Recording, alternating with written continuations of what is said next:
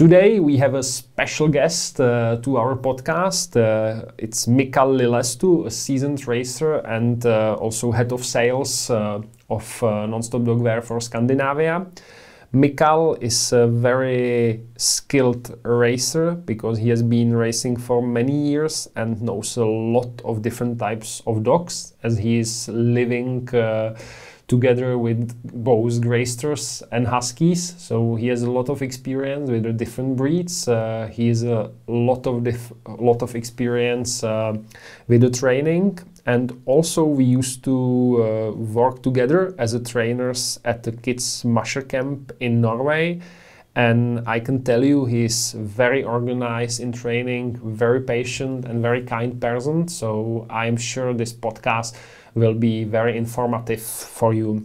So get ready for fun. We will talk about canicross and skijoringu in Norway and also about Mikal's approach to training, and I'll promise you it will be a great time. So let's dive in and enjoy the ride with Mikal. Hi Mikal. Hey Simon. Hi. Thanks for joining us.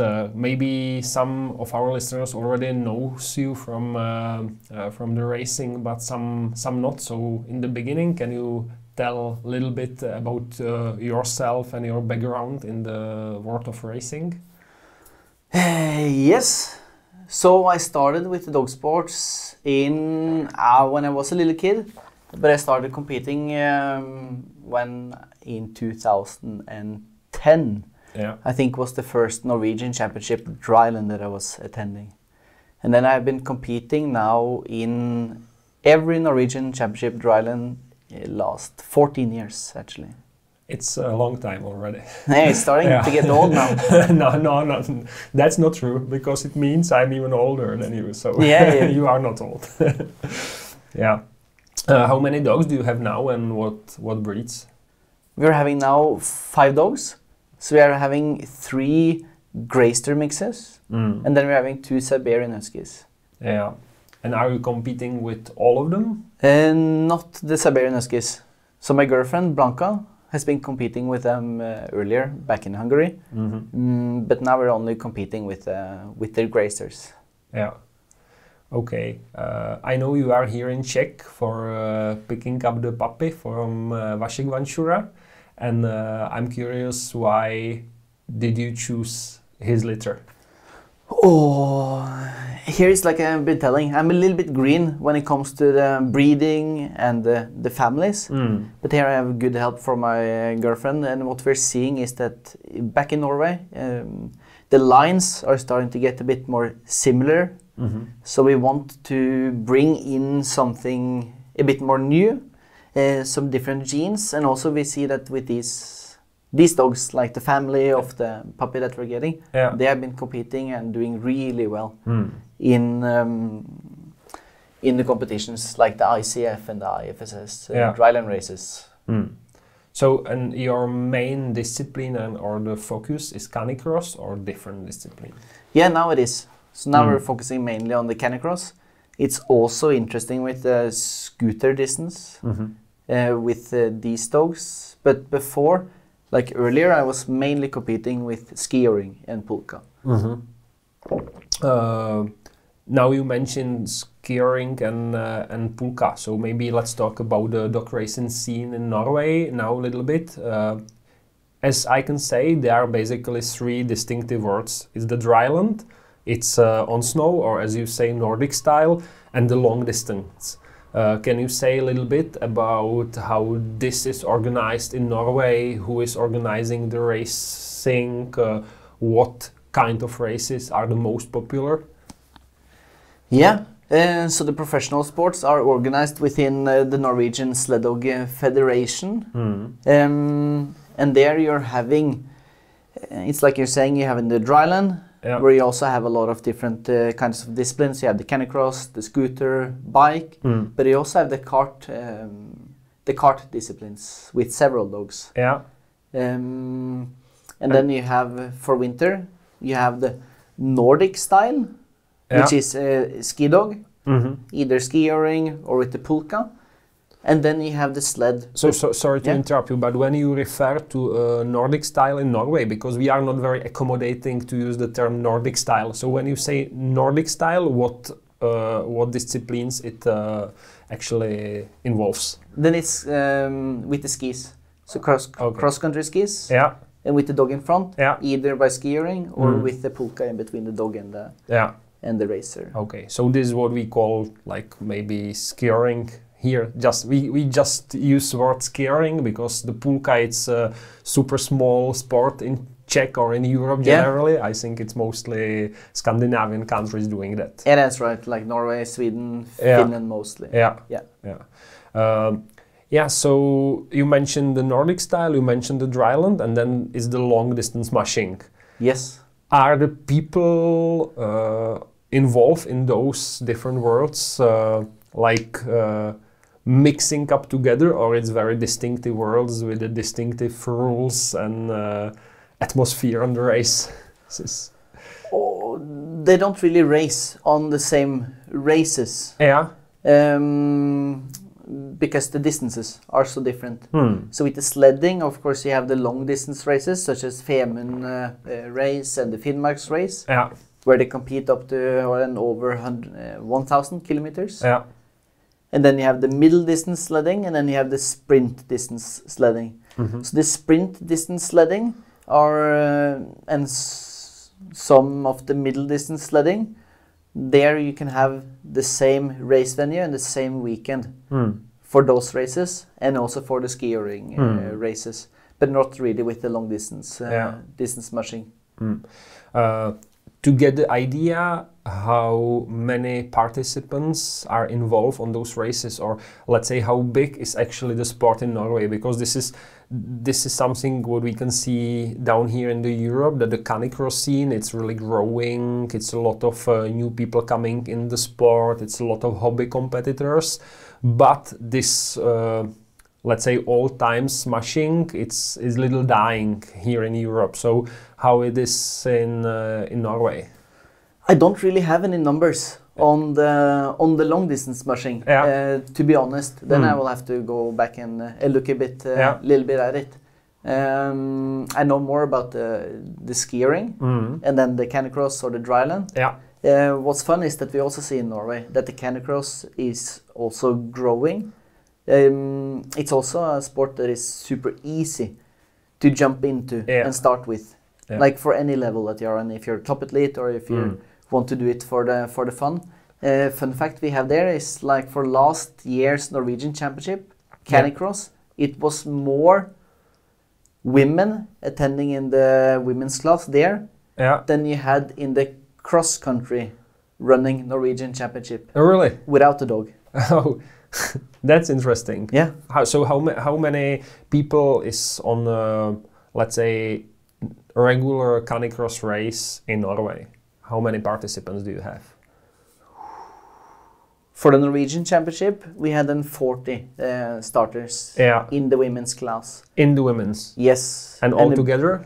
And all together, it was roughly 25 in the men's. So then approximately 65 runners. So you see it's still, I would say, small compared to the countries further down in Europe, but it is growing. But I have a feeling that Norway is a bit slow at adapting these new trends compared to maybe other countries. So you think it's maybe coming to the Norway a little later? Yeah, we see now that the Norwegian Federation is working more with recruitment within canicross and are starting more like training groups and getting clubs to be more active with it. So I believe that this will grow a lot, and you also have races that are not organized within the organization, but more private, more focusing on the average person and the average dog, and there we also see that quite many people are attending. If you say quite many people, what does it mean? Because it's here in Czech, or at least let's talk about the Czech Republic, because there I know it the best. But in Czech Republic, most of the races, it's kind of private races, and it's not strictly connected with the Czech Federation. There are of course some which are under the federation, like the championships, but then most of it's like private races and different kind of races, like the OCR races and things like that, which are not actually canicross, and there we have a lot of people. And then we have this official ones, which is not so big. And I'm just curious if we can compare it a little bit with the Norway. Yeah, it's the same setup there. So for the private ones, you can have the same amount of people or the double, for example.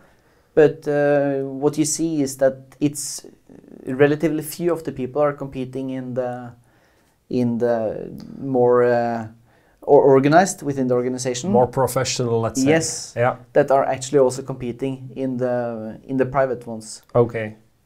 So when you add them together, then you start to get quite a big numbers. Nice numbers. I see. And then what is quite specific here, we have a lot of different breeds competing. So we have also small dogs competing as well as the big mushing dogs. Let's call them like that. So we have normally we have categories for smaller dogs and then categories for bigger dogs based on their weight. Do you have something like that in Norway as well? No, not within the organization. But there I feel there you have the private organized races are filling in this gap. Okay. It opens up like a window for the people with all the different kinds of breeds to compete. Not saying that we want all people to join also the races organized within the organization. But I see a tendency like this is the private races are more appealing to these people. So we don't have any different categories for it at the moment. Yeah. But there you see a huge potential for growth. Definitely. Getting these people in. And to be honest, canicross with a dog, it's for the special people to run with the big ones. Yeah, that's for sure. You have to be a little bit crazy and a little bit stupid to do it. So it is more enjoyable with the average dog. Then maybe I have a question which is very, very common now. Do you think is actually healthy sport to do the canicross with a really fast and big dog? Depends how much and often you do it. You can adjust it a lot with uphill, for example. You can avoid the steepest downhills. It depends how many times you do it, the week, a month. What's your fitness and how you are running technique-wise. We see people who run the same speed without dog, and they get to race with the same dog. Maybe one person is racing a lot faster than the other one. So it has to do with how much they're utilizing their dog. I have not done any studies on this, but I can imagine like the person who is utilizing the dog better is most probably less prone to be injured because you're running together with the dog instead of breaking the dog. Breaking, Yeah, I get it. So you think that in the way, if you like are able to get into the flow with the dog, so you actually don't fight against the power of the dog, but you run with the dog, it's more healthy than the opposite, when you are like fighting against and breaking all the power. Yeah, for sure. Yeah, but then I think it's very maybe important to say that you need to be a good runner to be able to utilize the really big dog with a lot of power. Yeah, for sure. Yeah, because that's what we see a lot. That many people just are very eager to be good in canicross, so they get a good dog, a big dog, but then they like the experience with the running, and then the running actually looks a little bit unhealthy. Yeah. So then I think it's much more clever to just start with a smaller dog and then get to a bigger ones after you get fit yourself and you get the experience with a smaller dog. It's like with everything, build a bit step by step. Yeah. And do what you enjoy. Yeah. And this is different from people to people. Ah, sure. What they're liking. Yeah, sure. Yeah, let's go back a little bit to you. What has been your most significant achievement in mushing for you? I think that will have to be back in 2014 in France, where I took the European Championship bronze in canicrossu. Yeah, I remember that race. It was a very nice place, actually. It was. Yeah. Quite flat, quite fast train. But soft. Yeah. If I remember well, I think it was quite soft in the forest. Yes, in the forest you had. So you have a first part that was a bit more hard packed. Yeah, right. Hard packed, and then in the middle you had more turns and also muddy. Yeah. And there I remember I was coming there and I was thinking, oh shit, I don't have the shoes for this. So I was not the very best prepared. So I actually had to buy a pair of shoes there at the venue. Okay. With better grip to be able to run in the mud. And I'm happy I did so. You did. Yeah. If I wouldn't, I wouldn't manage. Or maybe you would have been the first. Because then you just slide the whole track. Through the hole. I don't even have to move my legs. Yeah. Comfortable. Yeah, sure. I think that would be the most significant one. We spoke about the numbers of people in the canicross, but what are the numbers in the Nordic style? It's also let's say around 50-60 people doing that regularly, or it's actually bigger? It's fewer. It has been big. So back in the 90s, it was people competing, like 200 people, for example, within the race. But these numbers have dwindled a lot. So now we're down to, depends on the race. You have the new type of races, a bit shorter ones. You do like relays together, a bit more low threshold. There you can have between 30 and 80 starters. But when you're looking more at the pulka and the longer races, it's fewer people. So like in men's senior, you're looking at let's say 10 participants within the class. So maybe for the whole competition, you're looking at 20-30 people. Do you see a reason for that? Because I can see the reason down in Europe. It's very hard to train on snow because you don't have much opportunities to train on snow because of the climate change, and also because you are not allowed to go everywhere with the dog skiing or even with the pulka. But I guess in Norway you have quite good conditions in terms of having enough snow. So do you see any other reason why it's so few people now doing the sport? It's several reasons for it. I think a lot of it has to do with this the threshold to do it. What we're seeing, for example, in our case, is that you have more and more of the dogs now. They're bred more towards shorter distances, such as in dryland, where you're competing for maybe 7 to 12, 13 minutes. Whereas the normal skijoring race is between 25 and 45 minutes, depending on the distance. So it's a huge gap there. And I have a feeling that now it's more being breeding towards the shorter distances, to have dogs more specialized towards dryland. And in my experience with one of my dogs, he was going really hard for the short distance. So after 7 kilometers or 10 kilometers in a 15-kilometer race, we would maybe be 1.5 minutes ahead of the rest. But back in the finish line, we were a little bit behind. So he raced so hard in the start, and I was trying to work on this so that he would manage to hold longer. But what I saw in my case was that the more I worked towards this, he went out harder and harder and harder. The older he got. So of course you have some dogs you can train to go slower and then managing the distance better. But for some dogs, they are It's just how they are. They want to go the full power.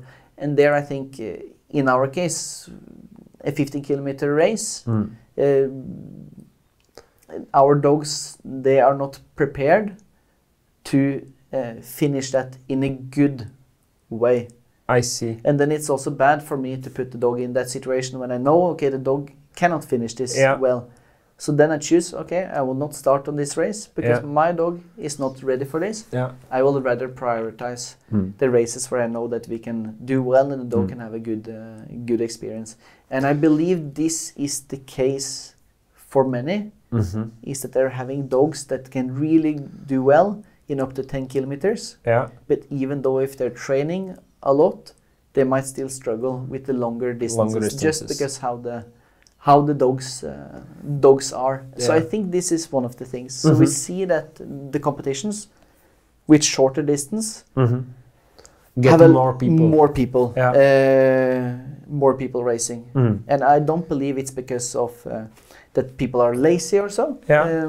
I think it's just how it is, and the dog pool is, and how the dogs are changing. But this I understand. But on the other hand, if you want to compete in the Nordic style, then you can just get the dog for the Nordic style and avoid competing in the dryland.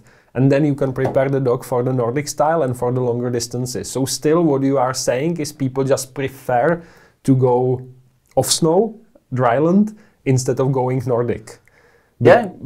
And that's my question. Why they choose dryland over the Nordic? Because I can say, okay, I give a shit about the dryland because I want to go Nordic, and then I take maybe a pure German pointer, which is maybe more suitable for the longer distances. But what is the reason why people obviously like more to compete in the dryland? Or here, if you ask 20 different people, you will probably have 20 different answers. Yeah, so the action is the same, but the reason behind it is different. In our case, it's just because it is more interesting, and I see that the level is getting higher and higher in dryland. You have more people competing from different kinds of countries. And I've been racing many years, skijoring, so it's more appealing to me, at least, to continue doing the canicross. Yeah, this I think is very not important, but very good point. Because if you compete in canicross or scooter or bike, you have awesome competition because you have a lot of people from basically all over the world you can compete against. But if you want to be specific or specialized in Nordic style, then you have basically only few people from Scandinavia you are competing against. Yeah, I mean, no offense, but like the world is much bigger in the dryland. So maybe if you want to be like trying to be on the top, then you have much higher chance to compare with the others in the dryland. Yeah, many more people to racing us. It's the same you see in the cross-country skiing, for example, where you see, for example, sometimes the Nordic countries are dominating, and it's not so interesting to watch. That's true. Yeah, even though the performance is incredibly good. Yes. And the same could be for the skijoring. Yeah. So the people competing and being in the top, it's not that the performance is any worse. Definitely. But it's the same people you're competing against there locally that you're competing in also in the championships. Yes. Whereas when you go to the races down in Europe, you have a lot of different people, and people are committed to it. Yeah. And always the competition leads to better results and like better equipment, better training and everything, because competition is always good for everybody. It makes you better in the end. Yeah.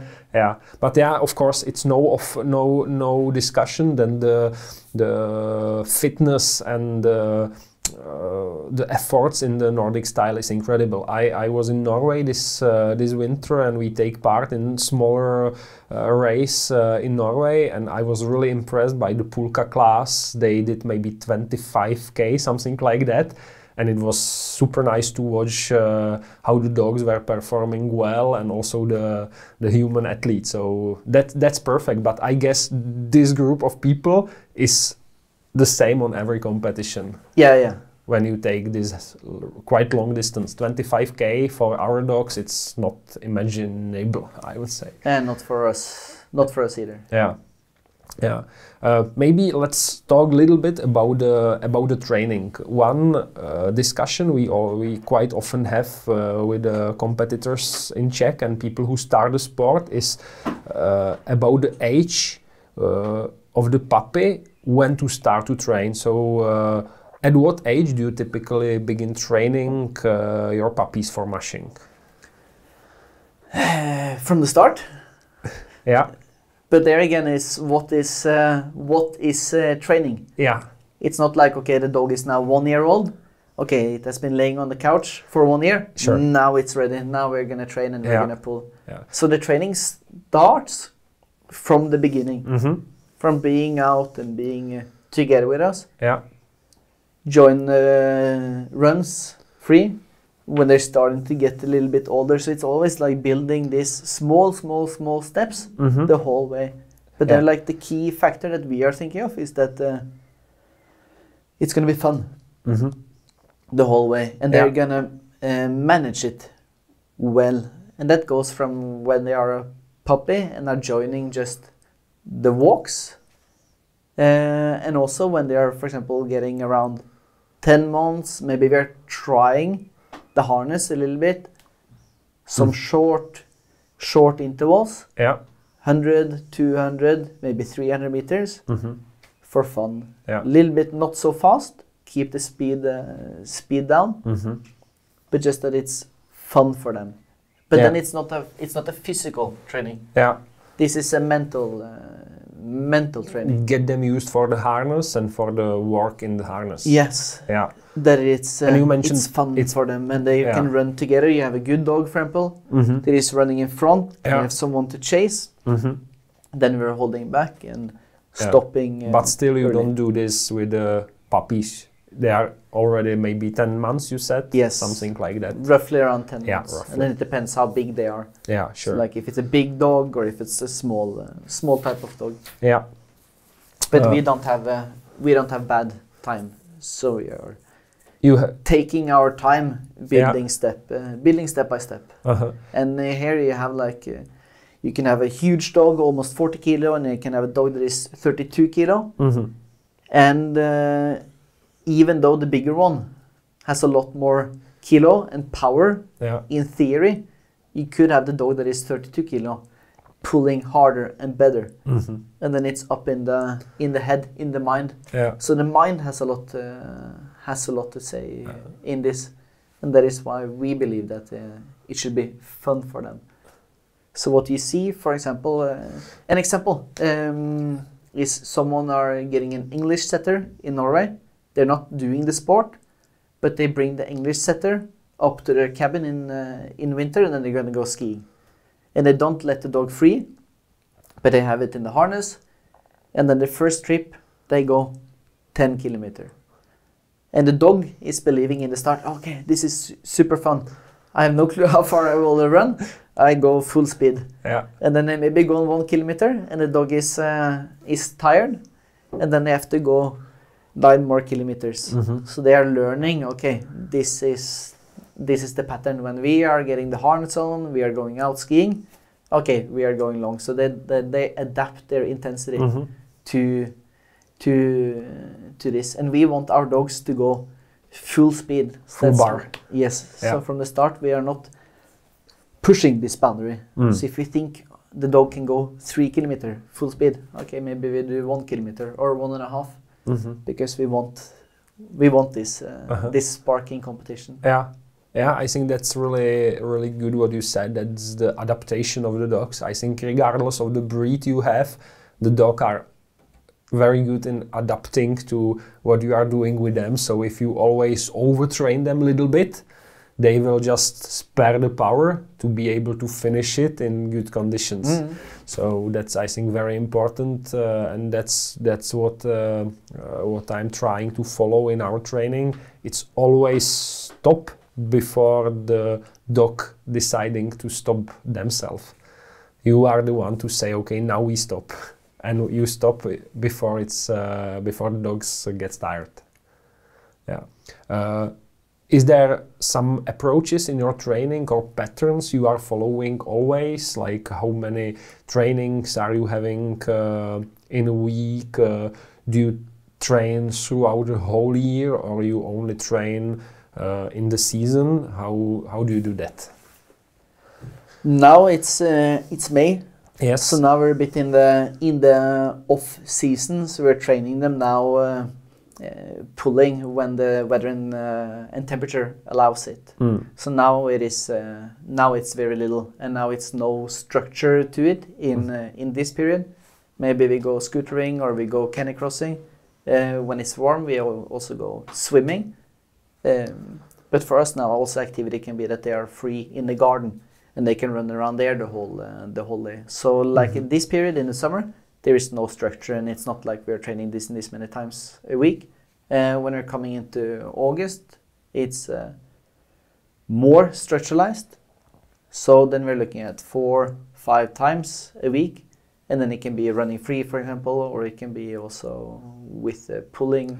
And if you say 5 times a week, you calculate, you take only like the pulling, or it's 5 times a week altogether? So it's maybe 2 times free running and 3 times pulling, or it's only 5 times pulling and then some extra activities? It's all together. All together, yeah. But it also depends. We are working and you have a life outside, so it also depends a bit on the whole shuffle. Yeah. And the conditions and. Yeah. Is there any advice you would give to someone who is interested in getting started with canicross or skijoring? And would it be different advice for those guys, or is the same advice, regardless of the discipline you want to start in? Are you thinking of the dog training or more about? Yeah, let's imagine somebody who is having already the dog home and thinking, oh, canicross or skijoring could be a fun. Let's try that. What would you recommend what would you recommend them in order not to do some stupid mistakes in the beginning?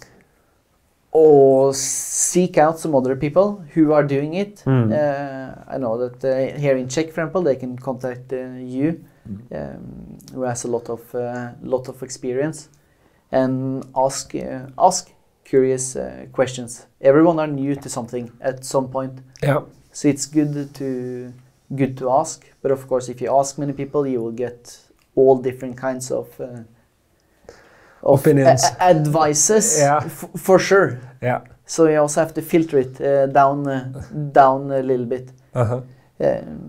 And the case is a little bit different from each type of dog. So maybe I have a perspective with a Greyster, and then if you ask another person, they have a perspective from a Siberian Husky, or someone else are having a perspective from a Border Collie, and then the pulling approach might be a little bit different for the different types of breeds, because they are different by nature. Definitely. How they're working in the head, but seek out people and groups that are training for sure.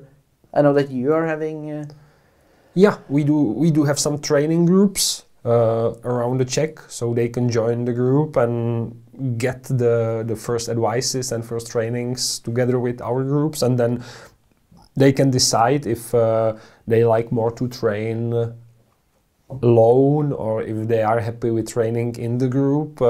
And it's also very different if they want to be like top level athletes, then maybe they have to choose a different group or different sparring partners than our groups, which are more focused on like beginners or people who are not willing to be on this super top level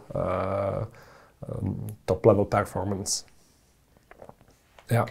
And then also, I would, it's a lot of information out on the internet, of course. We in Non-Stop Dogwear are having also a canicrossu guide, an ebook that is possible to download. Nice. Which is going through the different things, how to get started with canicross. Yeah, also with training and the equipment, which is also super important. It's a big difference to run with this.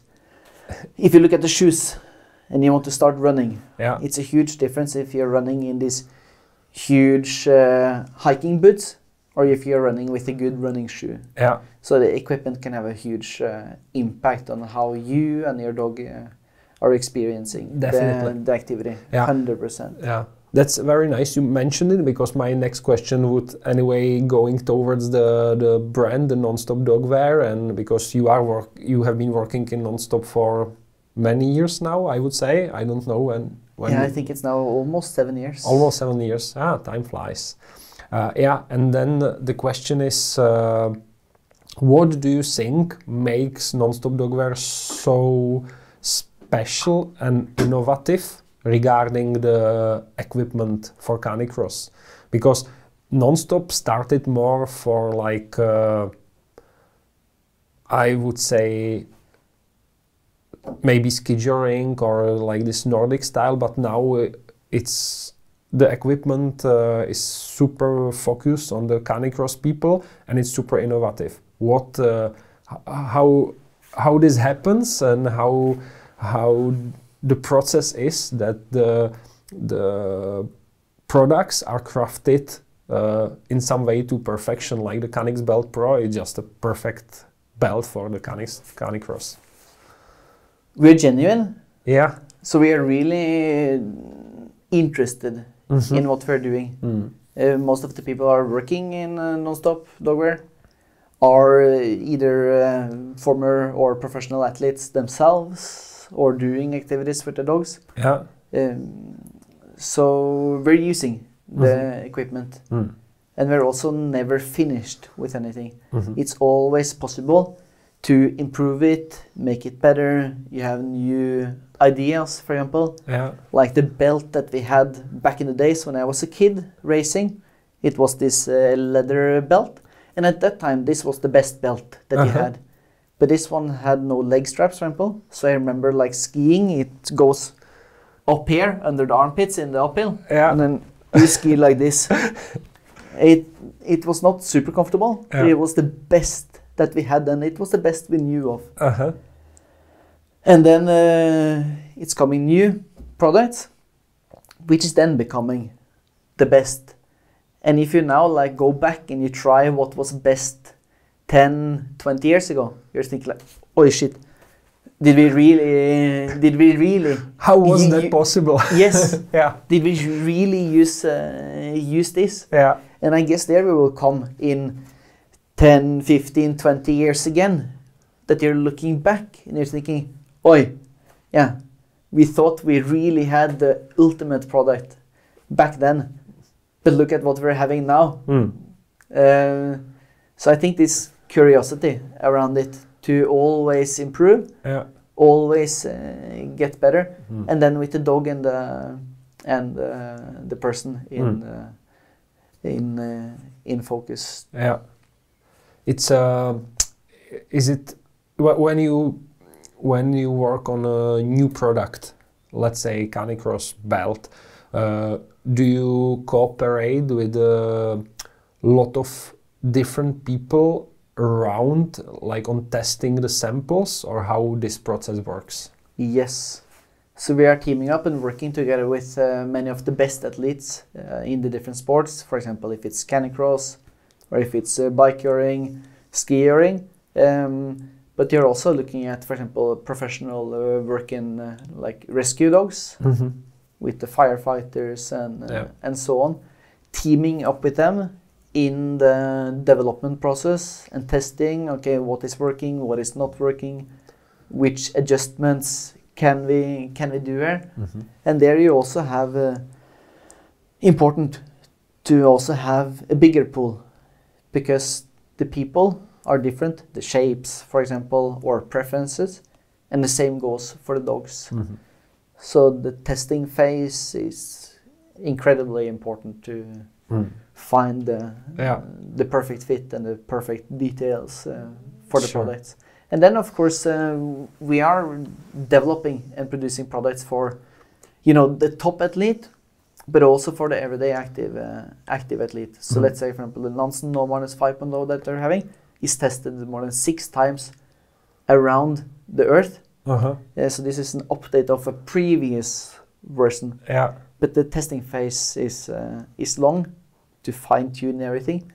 And these details are also going into the other products for the everyday active I think that's, active people. That's what is very important with the non-stop, that you maybe try to make a perfect product for a top-level athlete, but during this development phase, you find out many small details, and those details can be used in the everyday products, say collar or leash, but it makes the product much more usable, much more comfortable, and in many situations also safer for the dog or the user. Yeah, because look at this, we train maybe with our dogs 5 times a week. It's more intensity, of course, but then you have the regular people. Okay, they're walking their dog several times every day. Yes. So the usage time for the product is maybe even longer, and that is why it's so important to have it well tested. And they're back to the testing phase. Then you also have different testing people for the different types of product depending on the target person. Definitely. Okay, I think we are slowly coming to an end. I am really happy and appreciate that you join us for the podcast. Thank you very much, and I wish you a perfect time with your new puppy, and I wish you it's the new champion, at least the world champion. And I have to continue working. It was really nice being here together with you in the podcast today. Thank you, Mikal.